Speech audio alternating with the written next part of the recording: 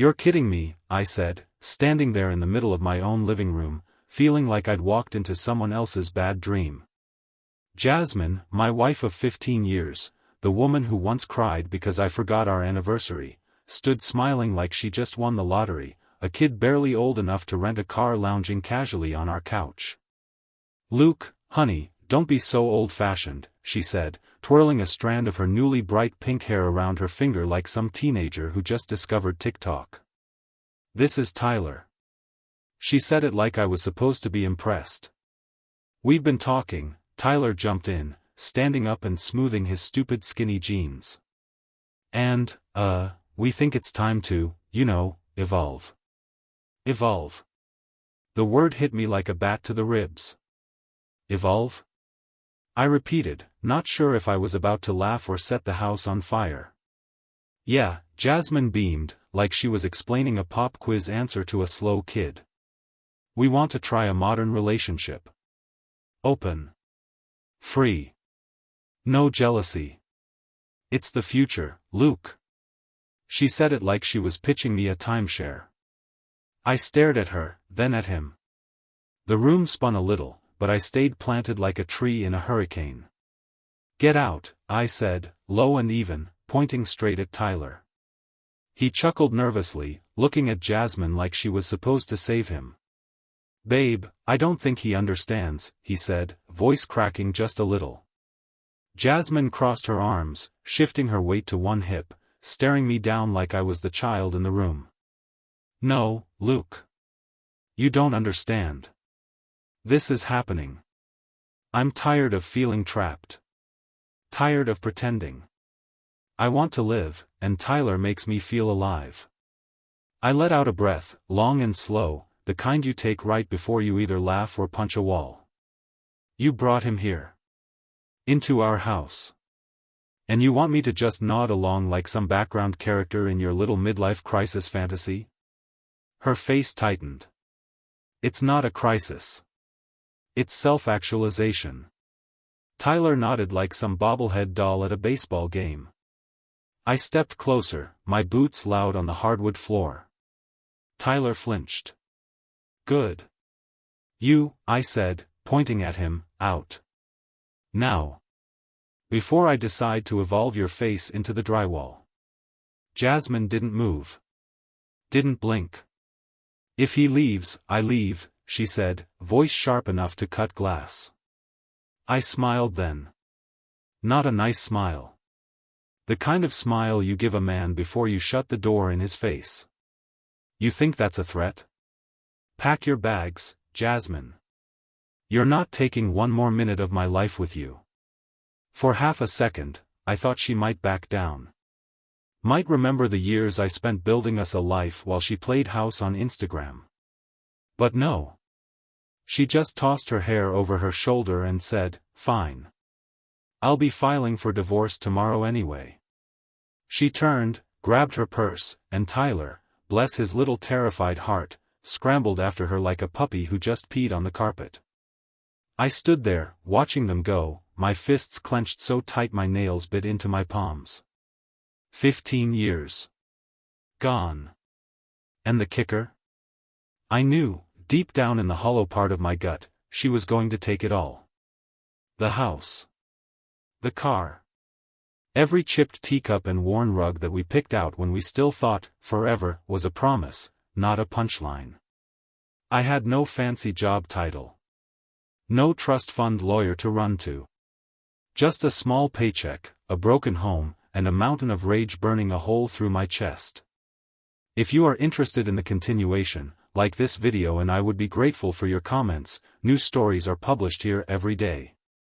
The next morning, the sun rose like it had no idea my whole life was lying in a smoldering pile at my feet.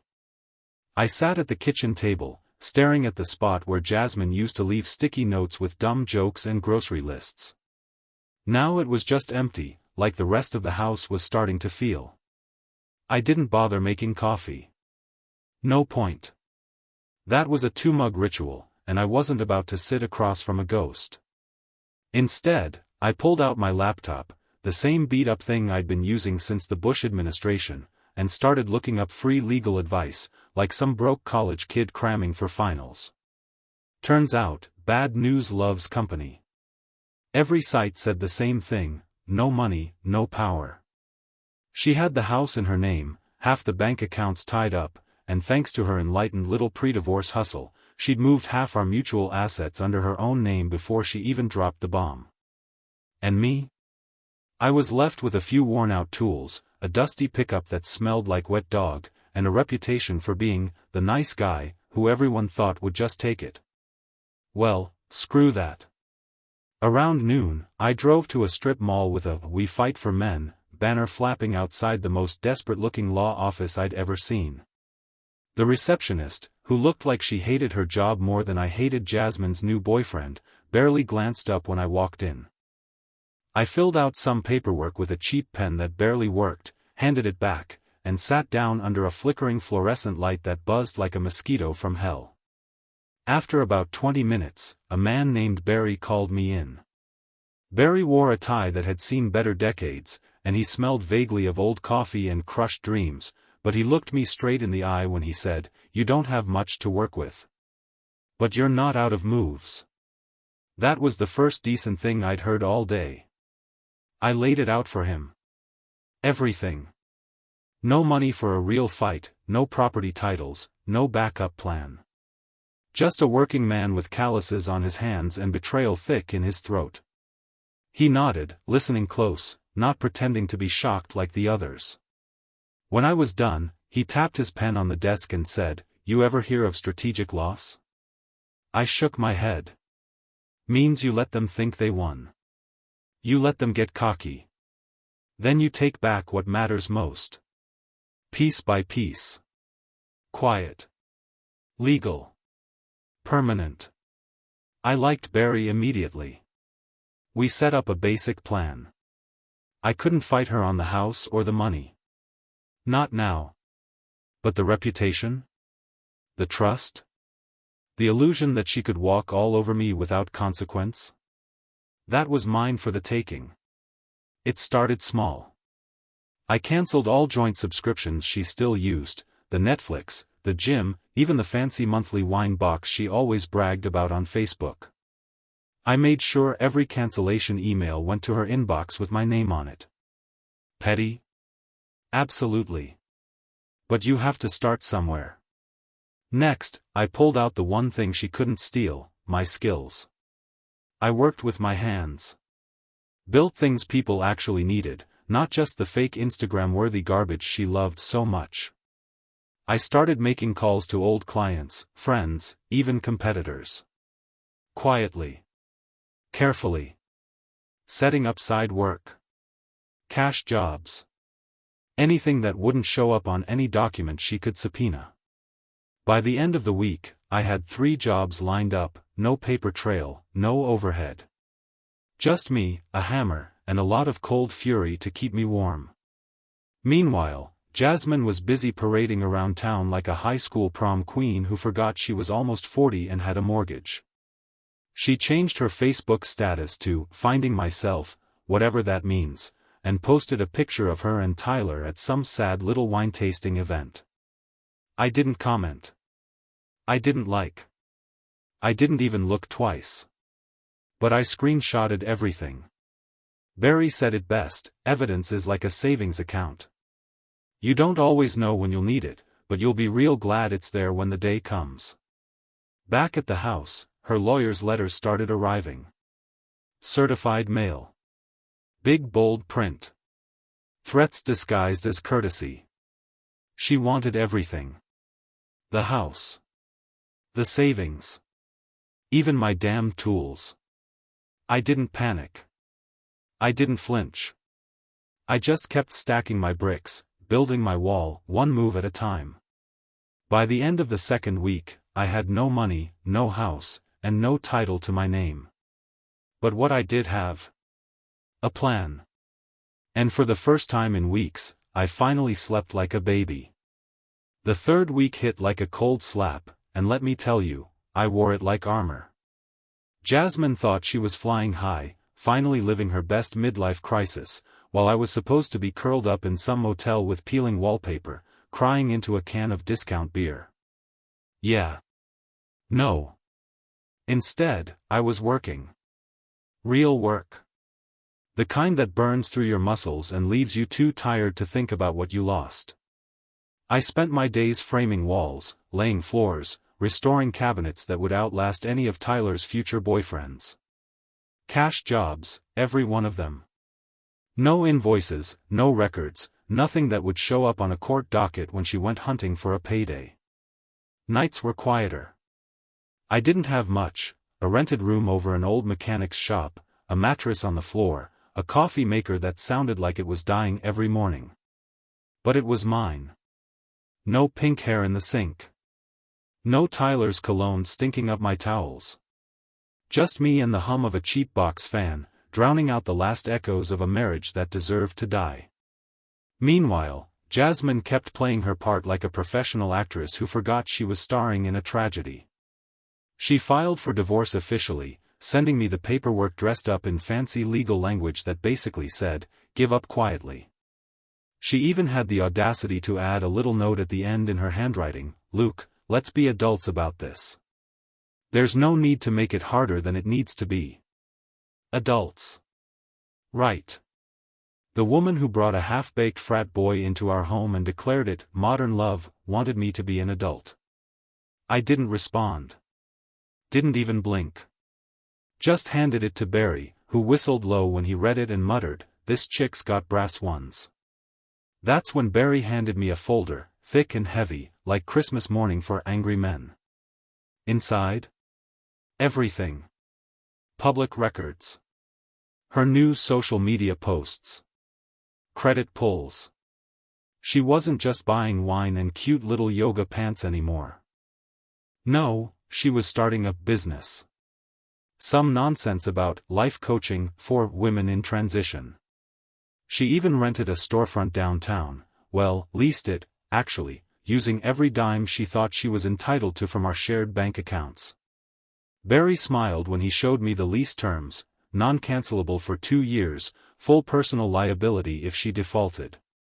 She had jumped out of a plane without checking if she had a parachute. And me? I was already miles away, watching her freefall. "Wait it out," Barry said, sliding the folder across the desk.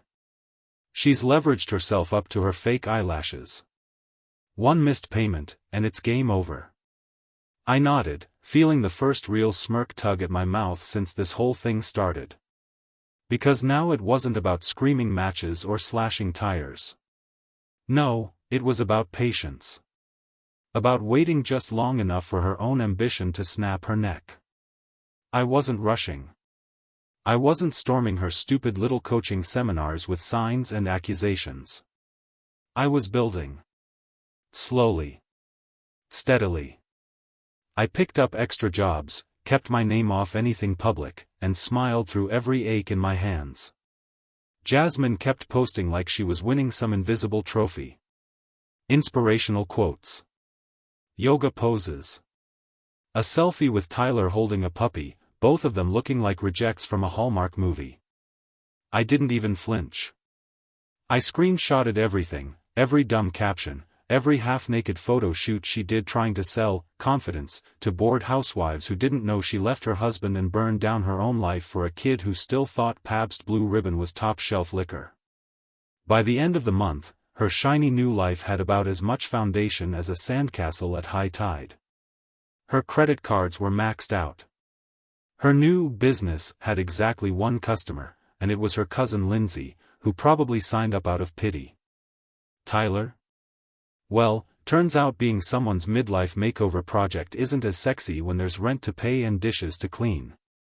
Word around town was he started showing up late to their coaching sessions and conveniently forgetting his wallet when the dinner checks came.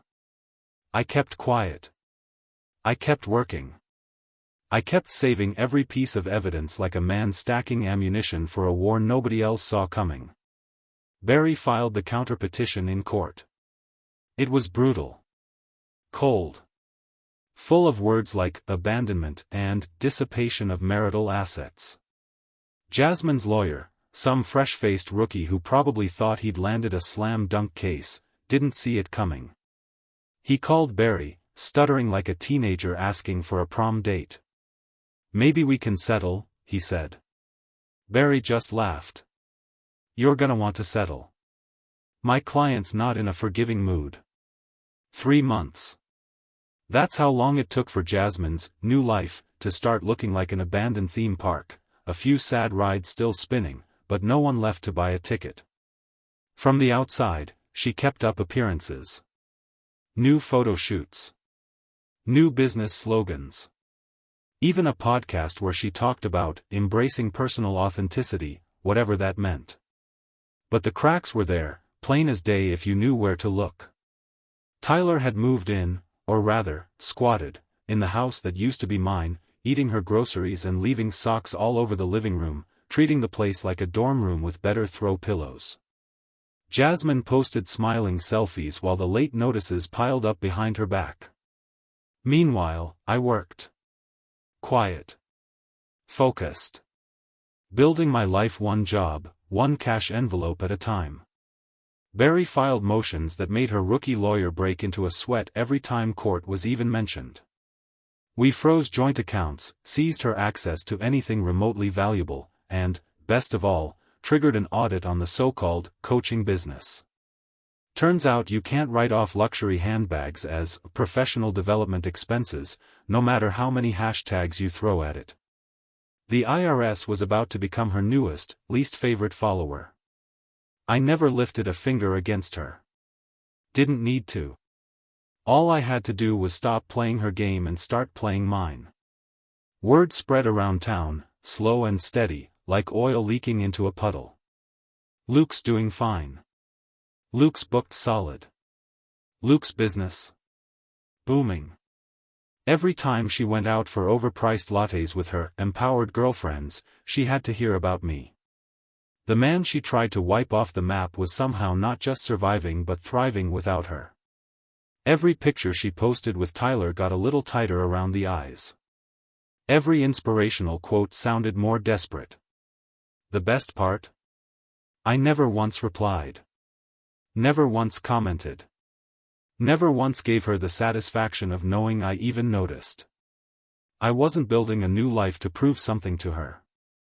I was building it to remind myself who the hell I was before she started chiseling away at me with her quiet contempt. And she hated it. Oh, she hated it. People like Jasmine, they don't want you happy without them. They want you broken.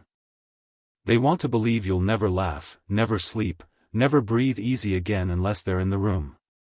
Joke's on her. I was laughing more than I had in years. Sleeping like the dead. Breathing air that didn't taste like regret anymore. She sent an email one night, 2:37 a.m., because bad decisions love late hours. It started with Luke, I think we both made mistakes. Then some rambling about missing the way things used to be, and how Tyler was not quite as mature as she hoped. Mature. The kid thought meal planning was remembering to buy frozen pizza. I read the email twice, slowly, while drinking a beer that actually tasted good for once. Then I closed it. No reply. No need. Let her wonder. Let her sit there staring at her inbox like a gambler who bet it all on a bad hand. I wasn't going back. I wasn't even looking back. Court day came. Jasmine showed up in another one of those muted sympathy outfits, like the sad housewife character in a soap opera. Tyler didn't bother coming. Probably still in bed playing Xbox while she fought for scraps. Her lawyer tried to paint me as uncooperative. Barry didn't even break a sweat. He slid photos, affidavits, screenshots, and financial records across the table with the slow, deadly calm of a man who knew he already won. Jasmine's face collapsed little by little, like a deflating party balloon. The judge looked over the evidence, adjusted his glasses, and said words I'll never forget. Given the facts, it is clear the respondent acted within his legal rights to protect his business and livelihood. The petitioner's claims lack merit. Boom. Just like that. No house. No alimony. No claim to the business she once dismissed as, your Littlewood thing. She walked out of that courtroom with nothing but a lease she couldn't afford and a boyfriend who thought ramen noodles were a balanced diet. Me? I walked out free. Not happy, not vindictive, just free. And freedom, let me tell you, is a hell of a lot sweeter than revenge. Outside the courthouse, Barry clapped me on the back and said, "You want to grab a drink? You earned it." I smiled. Real smile this time. "Nah," I said, sliding my hands into my jacket pockets, feeling the weight lift off my shoulders. I got work to do. Because the best revenge isn't a wrecked ex. It's a rebuilt life so good, so solid, they can't even dream about touching it. And me? I was just getting started. The first real cold snap of the year came 2 weeks after court, like the universe was personally signing off on the new chapter of my life. I woke up that morning in my rented room above the shop, drank my coffee black and bitter, and realized something simple and perfect: I didn't miss her. Not the woman she became. Maybe the memory of who she used to be, sure, but the current Jasmine? The one who thought enlightenment meant dating a man who still lived off his parents' Netflix password? I could barely remember why I ever fought to keep her. Freedom changes a man like that. Makes you wonder why you ever let yourself stay shackled to someone who saw you as furniture instead of a partner. Meanwhile, Jasmine's life was unraveling faster than cheap twine. Her little coaching business folded like a bad poker hand. Shocking, right? Turns out you can't sell empowerment when your car gets repoed out of the yoga studio parking lot. Tyler? Last I heard, he packed up and moved in with some girl who had a TikTok following and a tolerance for losers. Probably their relationship philosophy was even more modern: share everything except the rent. Jasmine was left alone. House gone. Business dead. Relationship status, it's complicated, which is social media speak for, I screwed up and can't fix it. I didn't gloat. That's not my style. I didn't drive past her new sad little apartment complex just to see her dragging groceries up the stairs alone. I didn't need to. Life was handling that part for me. I had better things to do. I bought a small patch of land outside town, nothing fancy, just a couple of acres of rough grass and wide open sky. Cash deal, no mortgage, no strings. I built a workshop on it with my own 2 hands. Started taking bigger jobs. Custom cabinets, heirloom pieces, full kitchen builds. Word spread. The guy they all thought was down and out? He was booked out 6 months in advance. Clients would pull up the dirt road, stare at the little sign that said "Handmade by Luke," and smile like they'd stumbled onto a secret. That's what real life is. Not hashtags. Not Instagram filters. Not desperate yoga poses under bad lighting. It's waking up in a place you built yourself. It's clients who shake your hand and mean it. It's sleeping sound without a phone buzzing full of manufactured drama. It's knowing no one's taking pictures of you for the wrong reasons. Then, just when I thought the universe had settled the score, it handed me one last bonus. Jasmine emailed again. No dramatic subject line this time. Just hey. I almost deleted it without opening it. Curiosity got me, though, I'll admit it. Inside was a short, pitiful little message. No accusations. No begging. Just a few simple lines: I made a lot of mistakes. I hope someday you'll be able to forgive me. I hope you're doing well. You deserve to be happy.